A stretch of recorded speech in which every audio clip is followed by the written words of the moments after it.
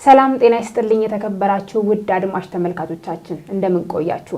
በማማ ሚዲያ ሁሉ ጊዜም እንደሚደረገው እንግዲህ የተለያዩ አብያተ ክርስቲያናቶች እንዲሁም ደግሞ የተለያዩ ገዳማትን እዚሁ በሚዲያችን በማስተዋወቅ በሊቀ ትጉሃን መምህር ገብረ መስቀል ኃይለ መስቀል አስተባባሪነት እንደዚሁ በማማ ሚዲያ ተላልፎ እናንተ የሚያስፈልገውን ነገር እንደምታደርጉ የሚታወቅ ነውና ዛሬ እንግዲህ በዋግ ኽምራ ሀገረ ስብከት በሰቆጣ ወረዳ ቤተ ክህነት ስር የሚገኘው ጣብላ ብሔረ ቅዱሳን ቅዱስ ሚካኤል አንድነት ገዳም የሚያስፈልገው አንዳንድ ነገር አለና ያንን ነገር ለማድረግ ሊቀ መዘምራን ሄኖክ ምትኩ በስቱዲዮአችን ተገኝተዋል። የስብከተ ወንጌል ኃላፊ ናቸው። ስለሚያስፈልገው ነገር ይነግሩናል። በቅድሚያ ግን ወደ ስቱዲዮአችን እንኳን ደህና መጡ። እንኳን ደህና ቆያችሁ። እሺ፣ በመጀመሪያ ለተመልካቾቻችን ስሞትን ያስተዋውቁልንና እንጀምራለን። ስሜ ሊቀ መዘምራን ሄኖክ ምትኩ እባላለሁ። በጣብላ ቅዱስ ሚካኤል ስብከተ ወንጌል ነኝ። በዛውም ያው ገዳም በርካታ ዘመናት የነበረና በርካታ ጊዜ ወይም በአክሱም ዘመነ መንግስት ከአጼ ዘርዓ ያዕቆብ ቀጥሎ ያለ ከሰላምጄ ማርያም ቀጥሎ የነበረ ያለ ከዛም በተረፈ እስካሁን የተገለገሉ የነበሩት በርካታ ገዳማውያን መናንያን 500 ሊቃውንት የነበሩትና በዛም ቤተክርስቲያን ላይ ዋሻ ገደል በመሆኑ ብዙ ጸበሉን ፈዋሽ በመሆኑ ብዙ ምእመናን ስለሚመጡ በዛው ችግር ብዙ ጊዜ ተቋርጦ በብፁዕ አቡነ በርናባስ አማካይነት እንደገና ተዘግቶ የነበረው አሁን ተባርኮ እንደገና ከሂደት ላይ ያለ በርካታ አጽመ ቅዱሳን ያሉበትና ያረፉበት የታገሉበት የመነኑበት የቆዩበት ገዳም በመሆኑ ይሄ ገዳም ግን በአሁኑ ሰዓት ብዙ ምእመናን ጸበልተኞች በዛ ገደል ላይ እየወደቁ እየተነሱ ስለሆነ ያንን ገደል ለመስራት ገንዘብ ስላጠረ ይሄ ገዳም ብረት ያስፈልገዋል፣ ሲሚንቶ ያስፈልገዋል፣ ሌላም ንብረት ስለሚያስፈልገው ገዳሙ በምን አይነት ሁኔታ ነው ያለው? ገዳሙ በአሁኑ ሰዓት ያለው መናንያን አሉ። ሴቶች መናንያን ወደ 30 አሉ፣ ወንዶች ወደ 25 አሉ፣ በድምሩ 55 አሉ። ሌሎችም አጋዥ ኃይሎች እንደኛ ያሉ አጋዥ ኃይሎችም ስብከተ ወንጌሎች በውጭ የሚያገለግሉ መዘምራንም እንዲሁ 25 አሉ። ወደ 70-80 እንዳለና ከዛም የሚሰራው ልማት እንደ ሸንኮራ አገዳ እንደ ሙዝ እንደ ነገር ልማት እየተደረገ ነው። ግን ቢሆንም ያን ነገር ለመገንባት አልቻለም። ዋሻው ገደል በመሆኑ በውስጥ በጣም ትልቅ የሆነ ገደል በመሆኑ ማለፊያውና ወደ ቤተ ክርስቲያን መግቢያው በጣም ጠባብ በመሆኑ ሰው እየተገፋፋ እየወደቀ በመሆኑ ይህ ስለሆነ አሁንም ይህን ችግር ለመቅረፍ ወደዚህ ወደ ሊቀ ትጉሃን መምህር ገብረ መስቀል ኃይለ መስቀል ስቱዲዮ መጥቼ ይህንን ለመግለጽ ነው። ቤተ ክርስቲያኑ የሚተዳደረው በምንድን ነው? መነኩሳቱ እንዲሁም ደግሞ ካህናቱ የሚተዳደሩት በምንድን ነው? መጀመሪያ ላይ አሁን ተዘግቶ ከነበረ ወደዚህ ባሉት አድባራት ሁሉ ተለምኖ በአንዳንድ ትንሽ ከምእመናኑ ተለምኖ ተቋቁሟል። ከተቋቋመ በኋላም ይህ አበምኔት ወጣት አበምኔት ነው።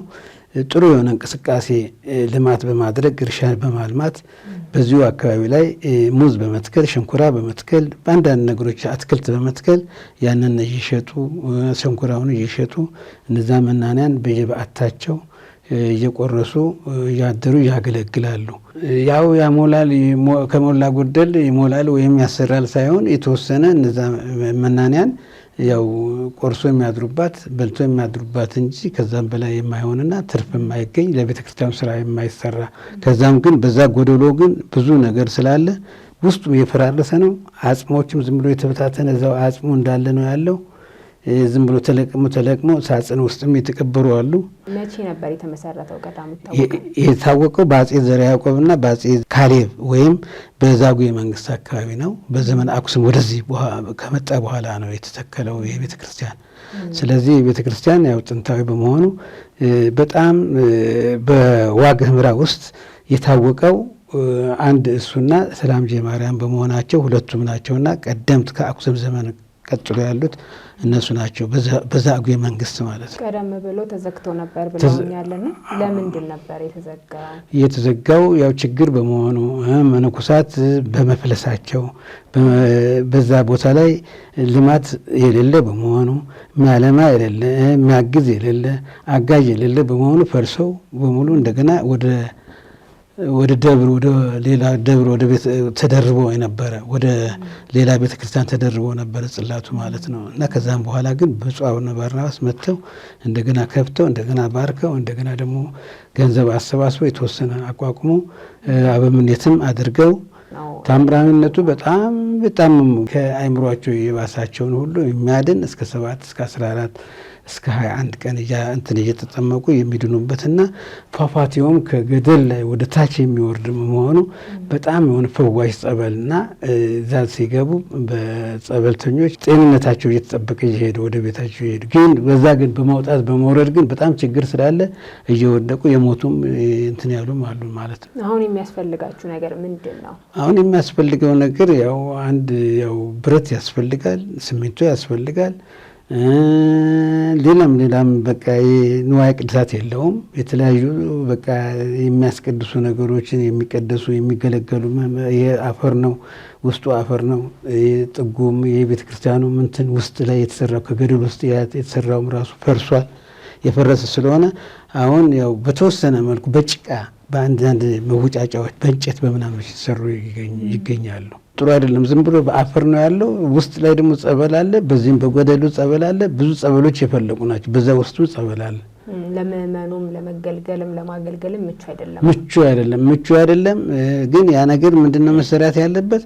በደንብ በንድቅ በሲሚንቶ በእንትን ተደርጎ በብረት ተደርጎ መውረጃ መውጫ በቃ ምቹ የሆነ መሆን ያለበት ነውና በጣም ችግር ላይ ነው ያለውና ገዳሙ በጣም ምእመናኑም እዛ ጸበል ለመሄድ ይፈራሉ። ምእመናኑም እንዲሁ አቅም የላቸውም ቤተክርስቲያን ለመስራት ነው። ምእመናኑ ታች የሚያግዙት ደግሞ አቅም የሌላቸው እንደገና ደግሞ በሀገሩ ላይ ደግሞ ጦርነት እየተካሄደ ስለነበረ የፈለሰ መሬቱም በውሃ ይጠራረገ ስለሆነ ምን ያህልም ምርት የማይገባ በመሆኑ እገዛ የሚያደርግ ድርጅት የለውም። ስለዚህ አሁን ለምእመኑ ምን ያስተላልፋሉ? ለምእመናኑ ማስተላልፈው መልእክት ምንድን ነው? የብሔረ ቅዱሳን ጣብላ ሚካኤል አንድነት ገዳም በኢትዮጵያ ንግድ ባንክ 1048 09 16 356 በንግድ ባንክ የተቋቋመ የተከፈተ ባንክ አለ።